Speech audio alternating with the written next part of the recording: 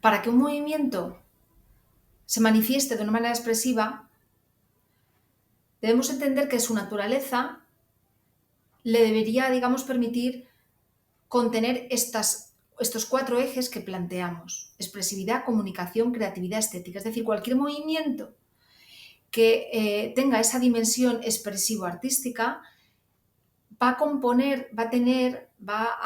contener algunos aspectos relacionados con la expresividad, la comunicación, la creatividad y la estética. Es decir, que estos 4 ejes funcionan como una mesa, como un lugar de soporte, y que verdaderamente cualquier movimiento expresivo, bueno, la mesa pues, se podría sostener a lo mejor solo con 3, es decir, podríamos ver un movimiento expresivo no creativo o sin el componente creativo en mayor medida, pero sin embargo se sostendría, ¿no?, como movimiento expresivo. Es decir, que estos ejes que plantean estos autores y autoras, pues lo que nos permite es entender la naturaleza de la dimensión expresiva del movimiento. Vamos a ver cada uno de ellos. Mirad, el eje de la expresividad de lo que nos habla es de todo lo relacionado con lo intrapersonal, es decir, todo lo que tiene que ver con la conexión del propio sujeto, de la persona consigo misma como sujeto expresivo. Es decir, que nosotros nos conectamos con nuestras posibilidades, no solo físicas, sino también emocionales, para poder expresar a través del cuerpo. Estos autores lo plantean, digamos, pasando por 3 etapas. Una toma de conciencia de esas bases físicas que se relaciona de manera muy directa con todo lo propioceptivo, con todos los procesos perceptivos que tienen que ver sobre todo con la regulación del tono, del desequilibrio, el equilibrio, de la coordinación, y cómo utilizamos todos esos elementos y los elementos de la expresión corporal, espacio, tiempo y cuerpo, desde sus calidades de movimiento, todas las posibilidades, el gran abanico de texturas que pueda tener el movimiento expresivo, y conectándonos con todas esas posibilidades desde un aspecto de las bases físicas. Y conectarnos con la segunda fase, que sería esa vivencia emocional, cómo eso nos provoca una vivencia emocional y tomamos conciencia de eso mismo, ¿no? Y tiene una carga expresiva y conectada con cómo sentimos, cómo somos y cómo nos mostramos a nosotros mismos incluso en este mundo de una manera expresiva. Esto con respecto a la expresividad. Es verdad que esas bases físicas, esa vivencia emocional, se puede ir consolidando, ¿no? Lo que llaman en esta fase la fase de la consolidación de estas habilidades expresivas, ¿no? En el que nosotros pues, tenemos un nivel de desinhibición muy grande y que tenemos la posibilidad de utilizar la propia presencia escénica para la creación y la comunicación y la indagación estética que veremos ahora mismo.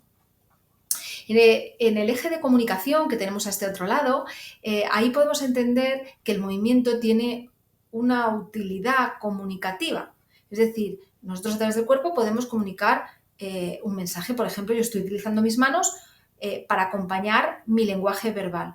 Luego también estoy utilizando otros elementos paralingüísticos, no solo lo que digo, sino cómo lo digo, el volumen de voz, las dinámicas, el tono. Pero lo que tiene que ver con lo no verbal y lo gestual es aquello, digamos, que enfatiza y es lo que estos autores llaman el cuerpo social. Es decir, toda la utilización del cuerpo, digamos, desde una comunicación social para acompañar o, en este caso, lo que podría ser, por ejemplo, el lenguaje del arbitraje, ¿no? O incluso el propio lenguaje de signos, como un lenguaje que sustituye completamente al lenguaje verbal. Pero tenemos otra dimensión que quizás es la que más nos interesa a nosotros, que es el cuerpo-arte, en el que entran justo los lenguajes artísticos del cuerpo, ¿no? En el que, digamos, aquí encontramos que tenemos un lenguaje propio, una manera nosotros mismas y mismos de movernos desde esa expresividad que hemos comentado antes, pero también existe un bagaje cultural de lenguajes creados, de técnicas que tienen sus propios códigos y que hemos ido, digamos, traspasándolo de generación en generación y que se va conformando según la situación social que vivimos en cada momento, ¿no? Entonces, estos lenguajes artísticos nos van a permitir crear y nos van a permitir indagar estéticamente, que es lo que vamos a comentar ahora. Desde este aspecto estético, quizás lo más interesante es que la estética no la asociemos a la belleza. La estética no es lo bello, es lo interesante. Y lo que resulta interesante a veces no es lo más armonioso, es lo desarmonioso. O no es lo más equilibrado, sino lo desequilibrado. Porque al final el ámbito artístico nos permite cuestionar la realidad y a veces cuestionar la realidad puede ser, digamos, un proceso alejado de esa belleza, ¿no? De esa idea de belleza más normativa, como más construida socialmente de lo que es bello y lo que no es bello, ¿no? En cuanto a movimiento. Y al final lo que tenemos que buscar es provocar una reacción emocional. Entonces, esa indagación sobre lo que provoca las reacciones emocionales en diferentes comunicaciones que queremos hacer con nuestro cuerpo cuando creamos, improvisamos o construimos piezas artísticas. Al final, esta posibilidad de indagación estética nos va a permitir reflexionar sobre esta reacción, ¿no? Que provoca la pieza o el fenómeno que hemos creado artístico expresivo, ¿no? Y esto quizás sea lo interesante y se conecta directamente con la creatividad, ¿no? Este proceso tan interesante en el que tratamos de resolver los retos de maneras originales, de manera también auténtica, singular, de una manera distinta, conectándonos con la imaginación, pero con la imaginación no desde la nada, sino desde detonantes. A mí este elemento me parece fundamental en los procesos creativos, es a partir de un detonante yo genero, digamos, posibilidades de respuesta y luego ya voy reelaborando y voy filtrando y voy decidiendo qué hago. Por ejemplo, un detonante sencillo para crear una coreografía, por ejemplo, una pieza artística, es que yo a un grupo de personas les dé a cada uno una rueda, un neumático que además estaríamos reciclando, por así decirlo, un material, ¿no?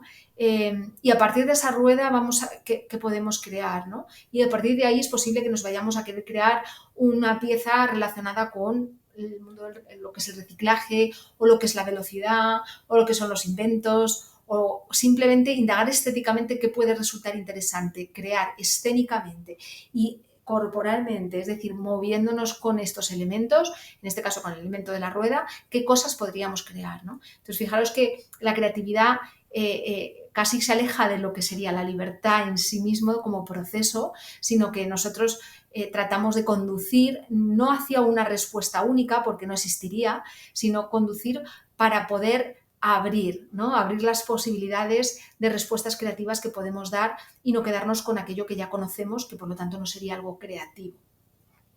Bueno, pues con estos 4 ejes tenemos el soporte de nuestro movimiento con su dimensión expresiva que nos permite y nos da, digamos, todas las posibilidades comunicativas, de indagación artística, creativas y de expresividad de la persona digamos, desde su persona y su forma de entender y relacionarse con el mundo.